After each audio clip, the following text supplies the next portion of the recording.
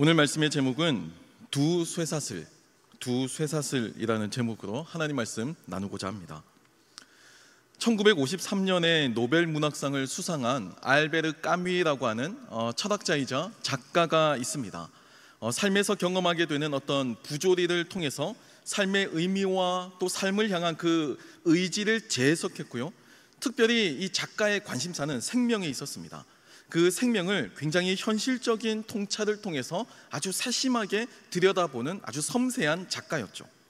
이 부조리라고 하는 말을 다른 말로 표현한다면 저는 이것을 아이러니라고도 할 수 있을 것 같습니다.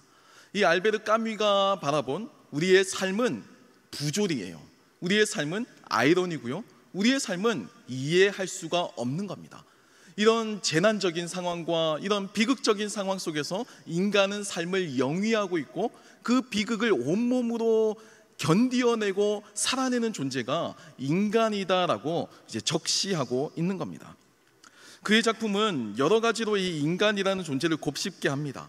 똑똑하고 다 아는 것 같지만 인간의 이 부조리한 이 삶에서 인간은 그저 그 주어진 환경과 조건과 운명 속에서 그저 떠밀려가고 또 고통받고 그렇게 휩쓸려 살아가는 존재일 뿐이라는 겁니다. 특별히 1944년에 출간된 이 희곡 작품인데요, 오해라고 하는 작품이 있습니다.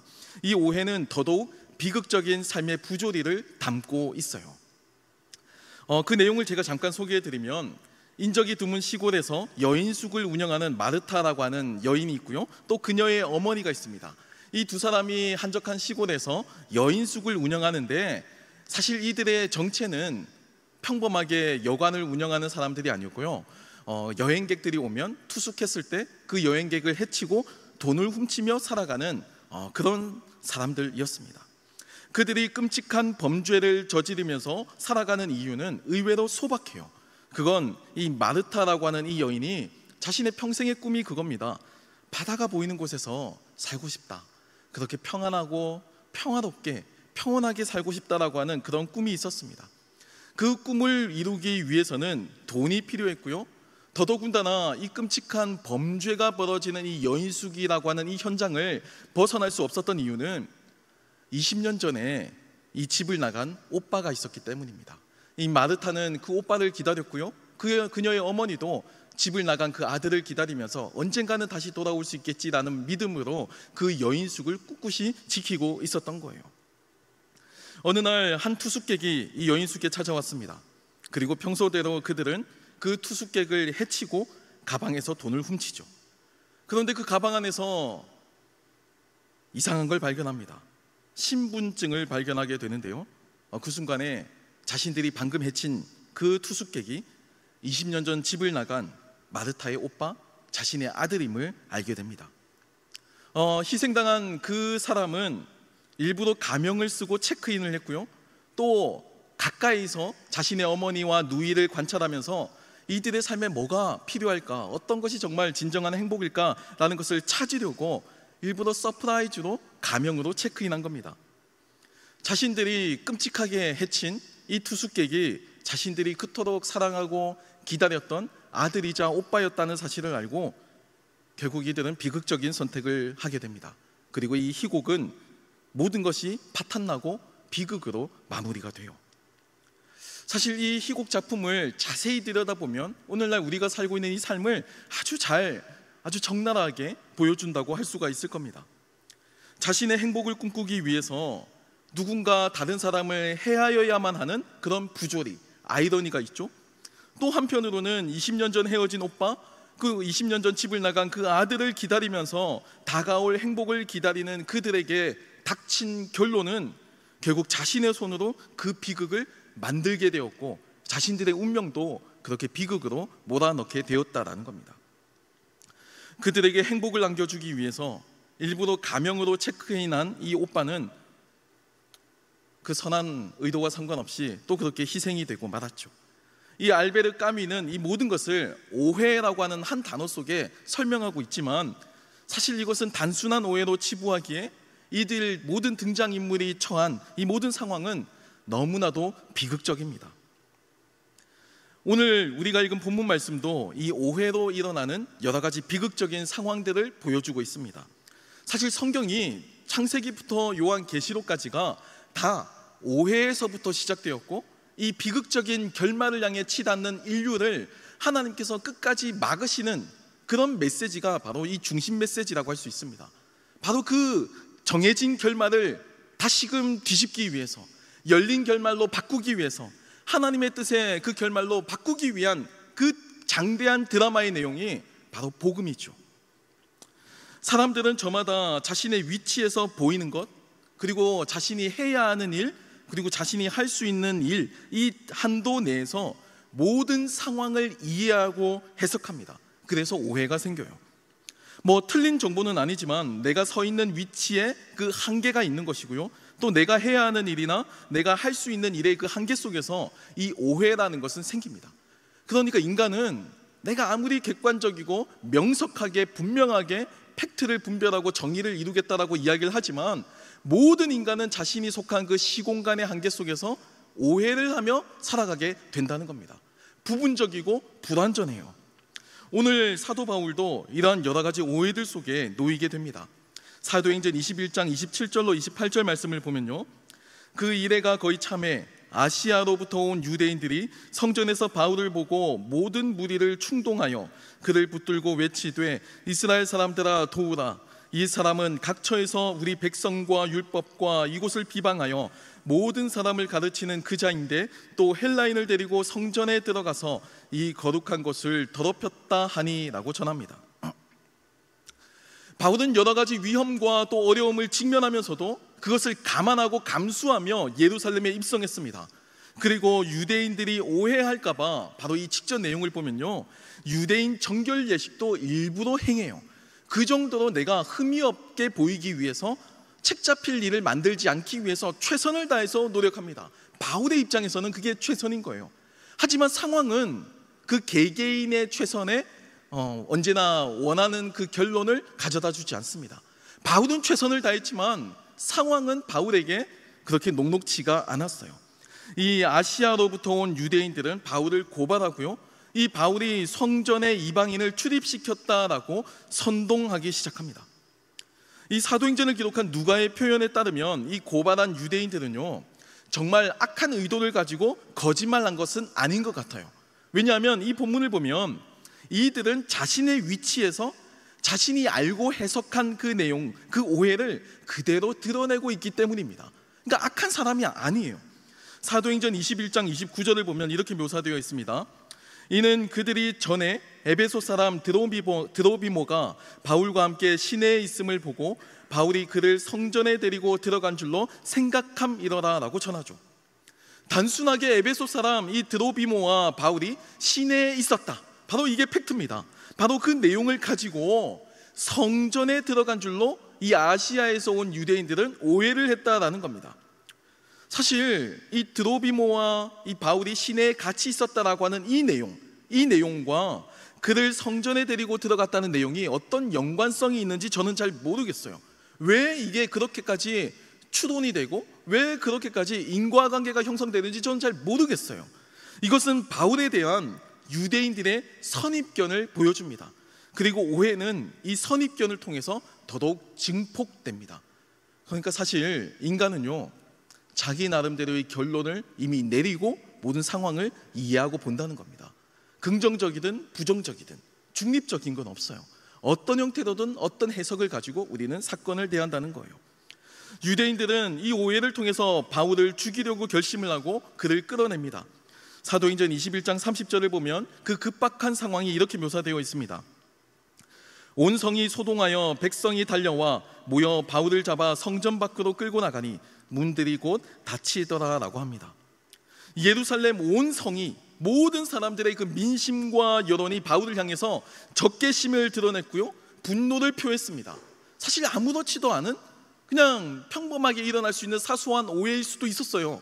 하지만 이 문제가 온 예루살렘 성을 분노로 만들었고 적개심을 표출시켜서 이제 사도 바울을 죽이기 직전까지 나아가게 되었습니다. 달려와서 모여 바울을 잡아 성전 밖으로 끌고 나갔고 문들이 곧 닫혔다라고 하는 이런 표현은요, 즉결 처형을 하려고 했다라고 하는 표현입니다. 그러니까 생명이 시시각각 정말 한 치 앞도 내다볼 수 없는 그 위기 상황을 묘사하고 있는 급박한 표현이에요. 이렇게 바울은 오해를 통해서 죽음의 위기에 직면하게 되었습니다. 안타깝게도 이 바울을 향한 오해는 유대인들만 가진 것이 아니었어요. 이 바울을 향한 오해는 문명인이라고 자부했던 로마인들도 마찬가지였습니다. 당시 예루살렘을 관할하던 로마 군인 천부장은 이 사건의 진상을 다 알 수 없는 상태에서 일단 폭동이 일어나니까 그 대상자인 바울을 영내로 데리고 오게 됩니다. 아마도 당시 히브리어를 알지 못하는 이 천부장은 이 정확한 이 폭동 소요 사건의 핵심이 무엇인지 정확하게 알 수는 없었을 거예요. 그래서 일단 피의자 신분으로 바울을 데리고 왔습니다. 바울은 헬라어를 할 수 있는 디아스포라 출신이죠. 그러니까 오늘날 말로 표현하면 해외 교포 출신의 유대인입니다. 문화부터 자라난 환경까지 모든 것이 다 헬레니즘 문화, 그리스 문화에 아주 적응화되어 있는 그런 사람이었어요. 그래서 헬라어를 사용해서 이 천부장에게 자신의 입장을 표현하기 시작합니다. 그리고 여기서 로마인들의 이 바울을 향한 오해가 표면으로 이제 드러나게 되는 거예요. 사도행전 21장 37절 38절 말씀을 보면요, 바울을 데리고 영내로 들어가려 할 그때에 바울이 천부장에게 이르되 내가 당신에게 말할 수 있느냐? 이르되 네가 헬라말을 아느냐? 그러면 네가 이전에 소요를 일으켜 자객 4,000명을 거느리고 광야로 가던 애굽인이 아니냐라고 전합니다. 천부장은 바울을 향해서 분노를 표현하고 적개심을 표출하고 있는 이 유대인들의 내막은 잘 모릅니다. 하지만 이미 스스로 결론을 내리고 있어요. 적어도 이 바울은 문제가 있는 사람이다라고 오해를 하고 있습니다. 정확하게 누군지 모르면서도, 사건의 내막을 정확하게 알지 못하면서도 이전에 소요를 일으켰고 또 자객 4,000명을 데리고 광야로 나갔던 그 애굽인이 네가 아니냐라고 이미 마음속에 결론을 내리고 추궁을 하고 있는 장면을 보고 있는 겁니다. 로마인 이 천부장도 바울을 오해하고 있었어요. 유대인들이 바울을 죽이려고 했다는 내용과 또 바울이 예전에 폭동을 일으키고 자객 4,000명과 광야로 간 그 애굽인이라고 하는 이 내용이 어떤 개연성이 있는지 저는 잘 모르겠습니다. 어떻게 이렇게 추론될 수 있고 어떻게 이렇게 인과관계가 형성될 수 있는지 저는 잘 모르겠어요. 이것은 바울을 향한 이 로마인 천부장의 선입견을 보여줍니다. 그리고 이 오해는 이 선입견을 통해서 아까와 같이 더 증폭됨을 볼 수 있죠. 이것은 나중에 바울이 자신의 신분을 오픈했을 때, 그러니까 내가 로마 시민권자임을 밝혔을 때 바뀌는 이 천부장의 태도를 통해서 알 수가 있습니다. 사도행전 22장 29절 말씀은 신문하려던 사람들이 곧 그에게서 물러가고 천부장도 그가 로마 시민인 줄 알고 또 그 결박한 것 때문에 두려워하니라 라고 전합니다. 로마 시민권자냐 아니냐, 이것은 유대인들이 바울이 고발한 내용과는 관련이 없는 겁니다. 상관이 없는 거예요. 하지만 로마 시민권자라고 하는 이 말은 천부장에게 두려움을 불러일으켰습니다. 로마 시민권자는 로마 시민의 다운 그 권리, 법으로서 보장된 권리를 보장받아야 할 그 권리가 있었거든요. 사도 바울이 내가 로마 시민권임을 밝히지 않았다면 아마 그는 이 법의 보호를 받지 못했을 거예요. 한마디로 이야기하면 이 천부장은 바울이 그가 행한 일로 재판을 받거나 처벌을 받거나 이런 것에 관심이 있었던 사람이 아니고요, 이 그의 신분에 따라서 얼마든지 오해할 수 있고 오해할 마음이 있는 그런 사람이었다라는 겁니다. 로마 시민권자만 아니면 충분히 적당히 대충 그냥 이 선동과 소요 속에서 바울을 충분히 처형시킬 수도 있었던 그런 사람이었다라는 것을 성경은 보여주고 있습니다. 사실 바울은 이 경계선 상에 살아갔던 인물입니다. 완전한 유대인이라고 보기도 어렵고 또 완전한 그리스 로마인이라고도 보기 어려운 이 경계선을 살아간 인물이에요. 요 로마인이자 또 유대인이라고 하는 이 신분, 그리고 율법에 정통하면서도 헬라 철학에도 해박한 지식을 가지고 있었던 이 상황, 이것은 사도 바울로 하여금 어느 곳 어느 자리에 가서도 오해를 불러일으키게끔 만드는 그런 자신에게 주어진 삶의 좌표였습니다. 예루살렘에서는 예루살렘에 있는 모습 그대로 바울을 오해했고요, 또 에베소나 아덴에 가서는 그 아덴과 에베소에서 보이는 모습으로 사도 바울을 오해했습니다. 유대인들은 자신들의 입장에서 이방인들과 친밀해 보이는 바울을 제단했고, 로마인들은 유대인들과의 그 갈등 속에서 바울을 제단했습니다. 어찌 보면 바울은 자신이 나고 자란 그 배경, 헬라어와 히브리어를 자유자재로 사용할 수 있었다고 하는 이 오늘날로 치면 아주 큰 장점이죠, 능력이죠. 하지만 이것이 바울 자신에게는 더더욱 오해로 몰아넣는 계기가 되었다라는 겁니다. 이 경계선 위에 서 있다는 것, 이 경계선 위에 있다는 것이 사람들의 오해를 불러일으켜요. 나와 동일한 생각과 사고 구조를 가진 사람들 속에 파묻혀 있으면 아무 문제가 없습니다. 확증 편향된 사람들끼리 그 집단 속에만 머물러 있으면요, 거기가 천국이에요. 거기에 내 말과 내 논리가 언제나 합리화되고 정당화됩니다. 다른 사람들을 통해서 얼마든지 그게 다 미화되고요, 다 인정받을 수가 있어요. 하지만 문제는 나와 다른 생각을 가진 사람들, 그 집단을 대할 때 나타납니다. 특별히 그 특정한 경계선 위에 있을 때 우리는 양측으로부터의 공격을 받기도 합니다. 바울은 그렇게 경계선 위에서 살면서 여러 입장에서 오해를 받았어요. 이 사이에 끼어서 오해를 받는 이 바울의 모습은 오늘 본문 33절을 통해서 이렇게 묘사가 됩니다. 이에 천부장이 가까이 가서 바울을 잡아 두 쇠사슬로 결박하라 명하고 그가 누구이며 그가 무슨 일을 하였느냐 물으니라고 합니다. 오늘 바울은요, 유대법에 의해서 하나의 쇠사슬, 그리고 로마법에 의해서 또 하나의 쇠사슬, 이렇게 두 쇠사슬에 묶여있는 자신의 처지가 되었습니다. 이 두 쇠사슬은 유대인들과 로마인들에 의해서 오해를 받아서 결박된 이 바울의 처지를 보여주는 은유적인 표현이고 또 현실적인 표현이기도 해요. 이 사이에 끼어 있다는 것, 이 두 쇠사슬 사이에 끼어 있다는 것, 이 경계를 산다는 것이 이렇게 오해를 받을 수 있는 상황이라는 겁니다. 바울의 잘못이 아니에요. 바울의 인지나 이해가 잘못된 것이 아닙니다. 그냥 그 경계에 있다는 이유가 두 쇠사슬에 묶이게 된 바울을 보여주고 있다는 거예요. 지금도 이스라엘과 하마스, 헤즈볼라, 이란까지, 이제 지금 이렇게 레바논까지 이렇게 확전되는 이런 모습을 보이고 있죠. 안타까운 전쟁이 시작되고 있습니다. 유대인들이 살고 있는 땅, 이 땅을 우리는 흔히 팔레스타인 지역이라고 부릅니다. 하지만 이 땅을 이제 학문적으로 고유하게 부르는 명칭이 있는데요, 그 명칭이 사이에 끼인 땅이라고 하는 뜻을 가지고 있습니다. 특히 성서고고학이나 고대 근동학을 공부하는 쪽에서는 이 특정한 지역을 사이에 끼인 땅이라고 하는 특정한 표현을 통해 사용합니다.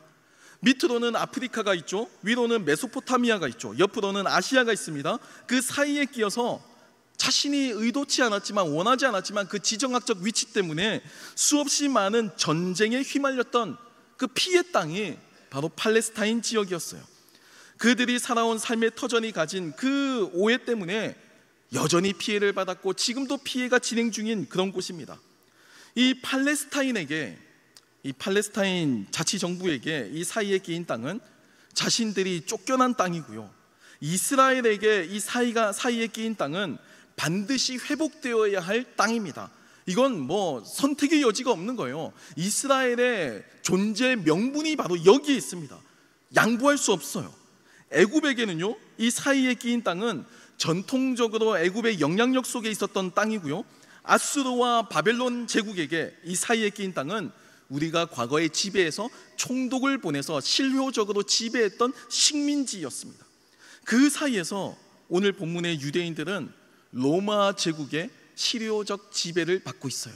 로마 제국의 식민 지배를 받고 있습니다.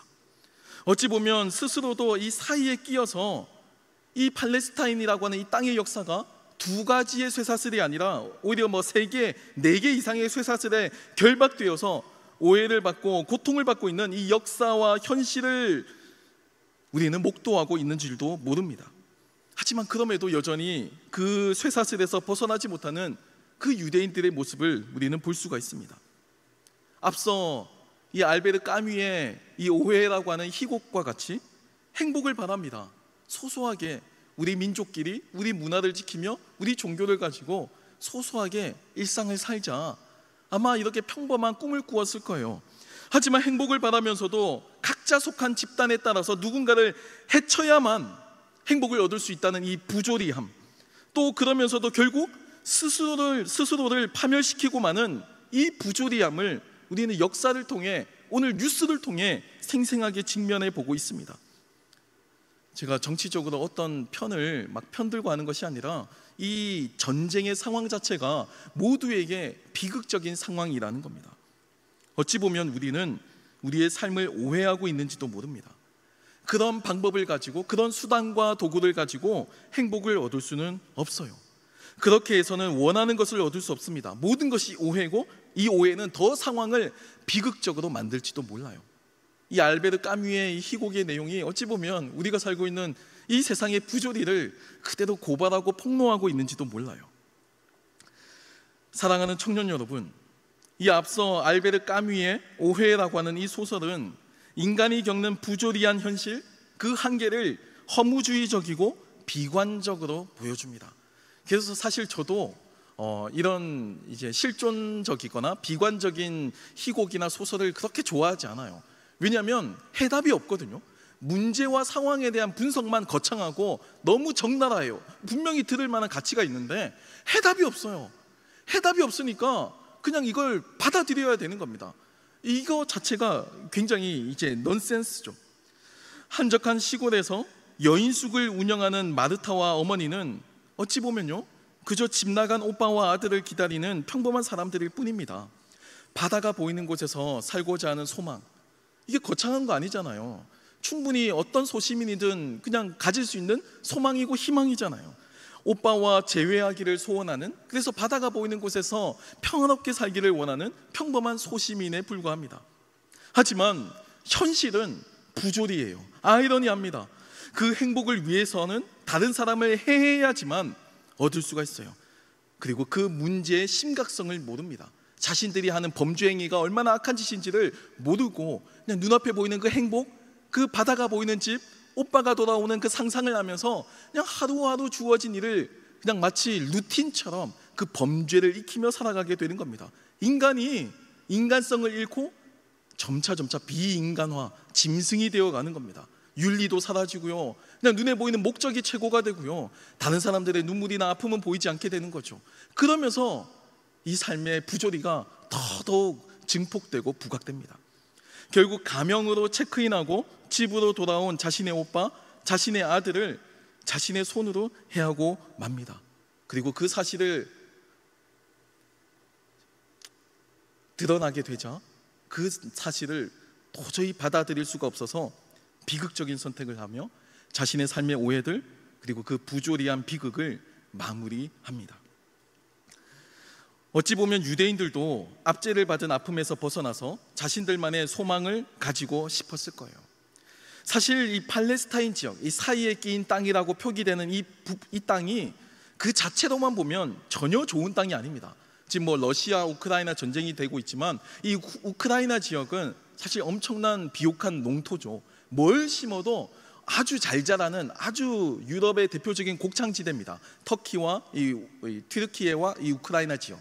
하지만 이스라엘이라고 하는 이 팔레스타인 지역은요, 전혀 그런 효과가 없는 땅이에요. 농사를 지을 수도 없고요, 국토의 대부분이 사막에 불과합니다.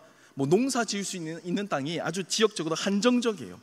오늘날로만 봐도 이 팔레스타인 지역의 국토 면적은 우리나라 대한민국의 경상도 정도에 불과합니다. 그런 그 땅을 가지고 치고받고 온갖 오해와 갈등 속에서 벗어나 살고 싶은 이 마음은 어찌 보면 거창하지도 않고 작은 소망일 겁니다. 하지만 현실을 보면요, 쫓겨나가는 팔레스타인 사람들, 그리고 그 안에서 또 전쟁 속에서 피를 흘리고 또 고통을 겪는 또 이스라엘 사람들, 또 오늘 본문에 나오는 또 로마인들, 유대인들, 이들은 다릅니다.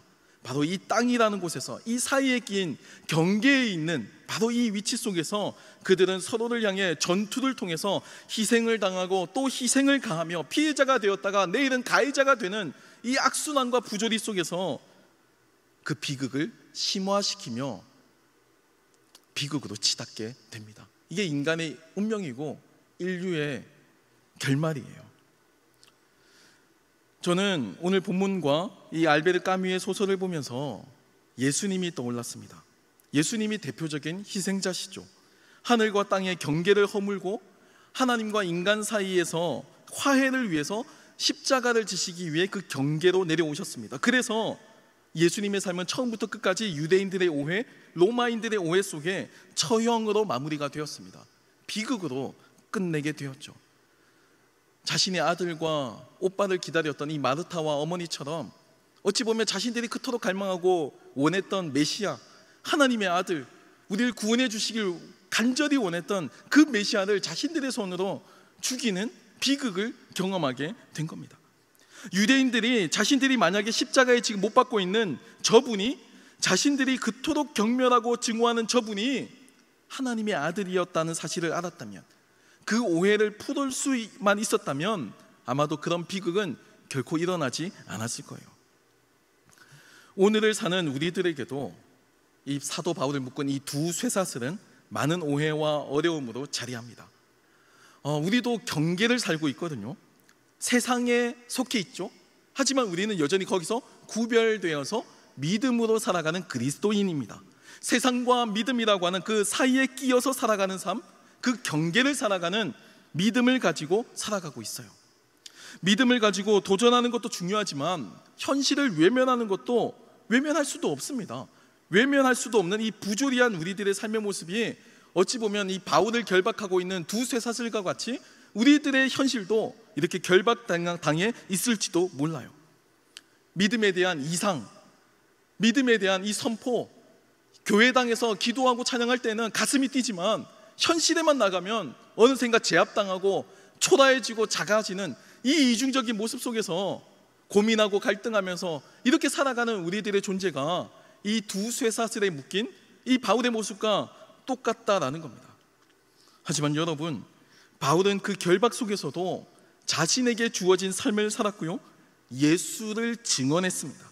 많은 박해와 고난과 핍박 속에서도 굴하지 않고요, 자신에게 주어져 있는 그 길을 묵묵히 걸어갈 수 있었던 그 이유는 바울에게는 적어도 그것이 자신의 삶의 우선순위였기 때문이에요. 그것이 진짜고 그것이 올바르고 그것이 마땅하다고 생각했기 때문입니다. 파국으로 치닫는 이 인류의 역사를 제동할 수 있는, 브레이크 걸 수 있는 유일한 길, 스스로의 힘으로 행복을 찾지만 절대 이룰 수 없는 그 행복이라고 하는 환상, 망상 속에서 오늘도 스스로에게 고통을 가하고 서로에게 고통을 가하며 고통을 겪는 이 비극적인 인류의 삶을, 결말을 막기 위한 유일한 길은 하나님의 아들이신 예수 그리스도의 십자가 복음밖에 없다는 것을 바울 스스로가 알았기 때문에 자신의 삶이 비극으로 끝날지라도, 내가 순교함으로 끝난다고 할지라도, 이 세상의 영화를 누리지 못한다고 할지라도 그는 이것을 증언하는 일을 최우선적인 목표로 삼았다라는 겁니다. 세상에 많은 부조리함을 우리는 겪습니다. 선한 사람도 고통을 겪고, 또 믿음을 가지고 있어도 믿음이 실패가 되기도 하고요, 또 신앙이 깊어도 그 신앙의 도전 속에 또 넘어지기도 합니다. 참 이 세상이 이런 모순과 부조리 속에 가득해 있어요. 하지만 이 세상의 많은 부조리 속에서도 하나님께서 우리를 향해 주신 단 하나의 그 복음, 예수님의 십자가 은혜만을 붙잡고 그리고 그 하나님만을 의지하며 나아가는 저와 여러분이 되었으면 좋겠습니다. 두 쇠사슬이 아닌 세 개, 네 개의 쇠사슬이 우리의 삶을 옥죄고 결박당한다 할지라도 우리가 하나님을 의지하며 하나님을 의탁할 때 우리 하나님께서 그 쇠사슬들을 끊어주시고 참된 자유의 길로 이끌어 주실 줄 믿습니다.